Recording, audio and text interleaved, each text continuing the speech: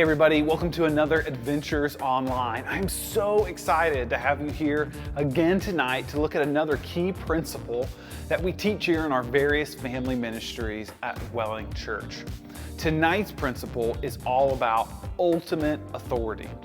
And this principle is all about knowing that maximum freedom is found under God's authority. And this seems like a massively opposing concepts, freedom and authority. How do these go together? But the Bible teaches very clearly that if you and I are going to experience freedom in our life, it will only come when we choose to live under the authorities that God has placed in our life and ultimately under our ultimate authority, God Himself. You and I, we have to have so much thought put into the authorities that God places around us, and we need to strive at our very best to choose to live under these authorities. Our key verse and key passage when looking at ultimate authorities comes from the book of Romans, chapter 13, verses 1 and 2. It says this, "Let every person be subject to the governing authorities, for there is no authority except from God, and those that exist have been instituted by God. Therefore, whoever resists the authorities resists what God has appointed, and those who resist will incur judgment." Romans so very clearly lays it out for us that all authorities have been set up by God. Whether they are good or bad, God ultimately has put all of these authorities in our life. And when you and I choose to resist these authorities, we're not just resisting them, we're resisting God as well. And this is a very tough thing to learn, especially when you are in secondary age school, when you're trying to become your own man and woman. You don't want any authorities in your life. And as a matter of fact, most students will come to me and say, hey, if I could just get rid of all the rules, life would be better. But the reality is this, the more we resist the authorities around us, the harder it's going to be to feel close with God. And the harder it's going to be to have a good relationship with God. The authorities and how we treat them affect everything in our life.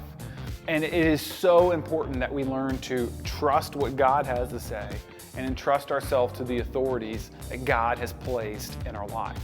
God isn't someone who wants thousands and thousands of rules in your life. As a matter of fact, when God created the world, He created the world with only one rule.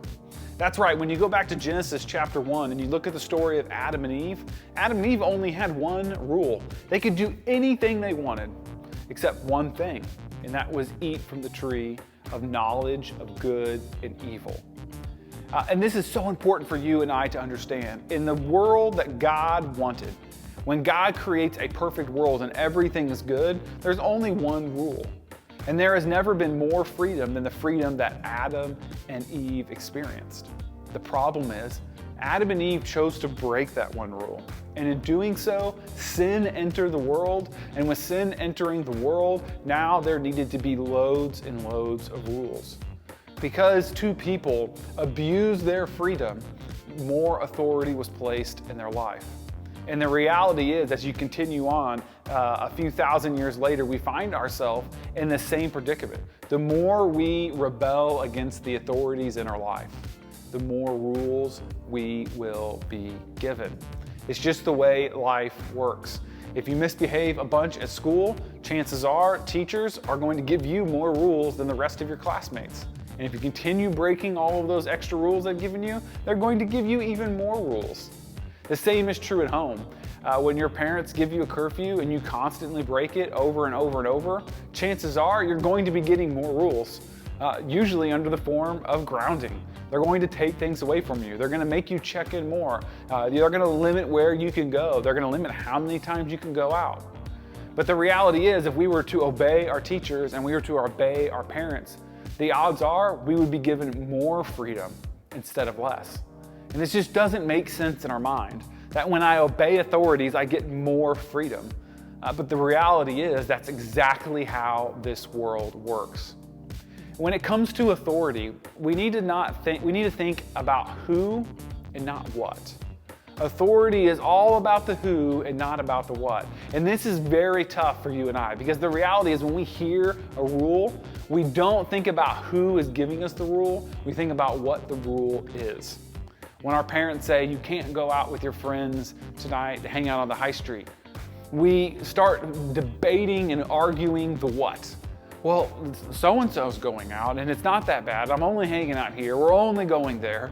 And we begin to argue and we begin to, become the greatest solicitor in the world of defending the case of why we need to do that. But when we do that, what we're actually doing is we're disrespecting the authority, because all we focused on was the what they said. We didn't focus on who is saying it. And when it comes to respecting the authorities that God has placed in our life, when it comes to living out Romans 13:1 and 2, we need to start thinking about who and not what. When our parents say you can't go hang out with your friends, who said it? Well, our parents. Our parents are a very big authority figure in our life. And when our parents say that, we need to respect who said it and not what they said. Even if we disagree with what they are saying, it's who says it that matters. When a teacher asks you to do something, you don't argue or debate with what they said. Instead, who said it? A teacher. A teacher is an important authority. We should do what they say. Many of us would be tempted that if we could just run away, if we could just get away from home, then we would experience freedom like we've never experienced it before. But the reality is, the older we get, when we finally do get to move away from home, when we get the chance to do whatever we want, the more authorities we have in our life. The younger you are, the less authorities you have. Before you go to reception, you really only have to answer to mom and dad, maybe gran or grandpa, but that's about it. But once you go to school, now you've added teacher, and then when you get into primary school, you may add a teacher and a PE teacher and a few other people that come into your life.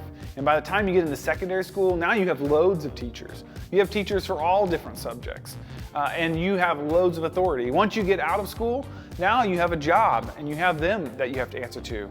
If you're renting your own place, you could have a landlord. You have to pay council tax. You have to answer to the government. You have loads of people. There is, however, one group of people in this world that have very little authorities to answer to. And those are people who are in prison. Those who break the law and rebel against authority most get put in prison. And now they only have one person to answer to, the warden. What the warden says goes. There's no one else that they can appeal to. It's only that one person. But they are the people with the least amount of freedom I can think of in this world, those that are trapped in prison. And you and I don't want to be that. Now, you may be saying, Justin, I get it. We need to obey our authorities. Obeying mom and dad, important. And I'm going to work harder at that. Obeying teachers at school, that's important. I'm going to work harder at that because I want to honor God, and I know that by honoring them, I am honoring God as well. But what about when an authority asks us to do something that is wrong? When an authority here on earth asks us to do something that we know is against God and His Word? Well, thankfully, the Bible gives us loads of examples in both the Old and New Testament of people who were asked to do such a thing. They were asked by the authorities in their life to rebel against the very commands of God. And in all of these things, we are given two major things that they all do that is a great response when we have a bad authority asking us to do something wrong. First, they address their authority directly with their intentions not to obey.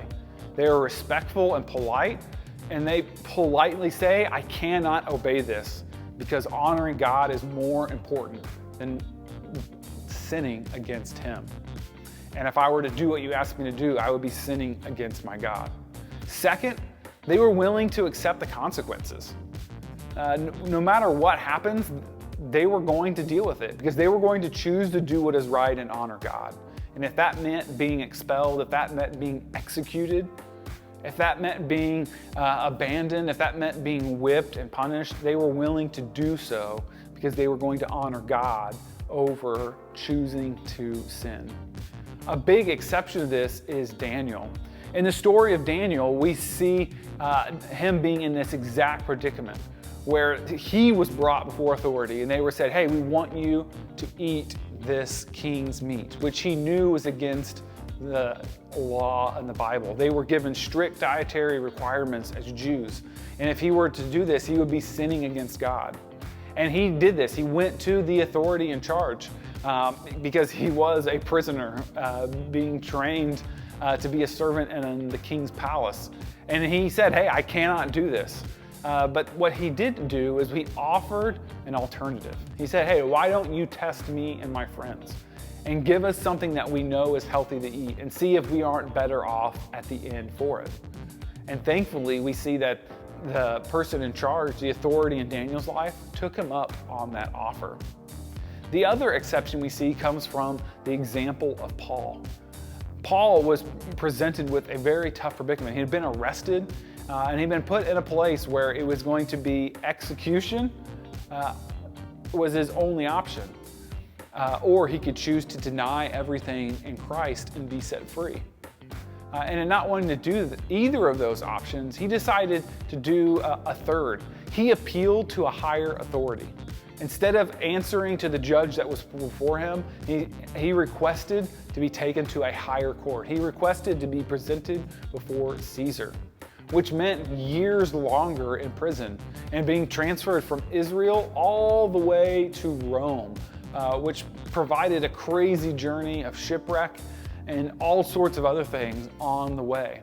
But in doing so, he was able to not only not sin by denying Christ, but he also avoided death at that moment and was allowed to live a bit longer.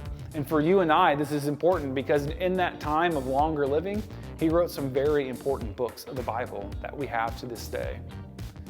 But the whole point is this: maximum freedom in our life. If you want the most maximum freedom, if you want to be as free as possible in your decisions, if you want as limited amount of rules, that doesn't even make sense. If you want as minimal amount of rules as possible, we need to respect the authorities in our life. Why?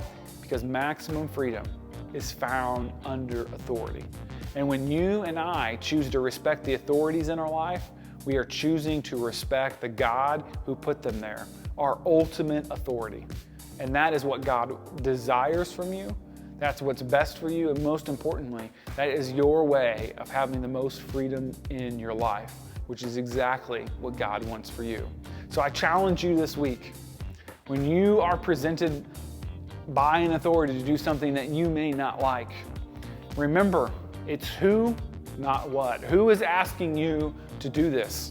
Well, if it is an authority, then maybe you should do it because of who asked, not because of what they asked you to do. Instead of arguing, let's just obey the authorities. And in doing so, find out if we don't get more freedom in our life by doing that. Thank you so much for joining us this week for another Adventures Online. I look forward to seeing you next week where we look at another key principle here at Wellington Church. See you soon.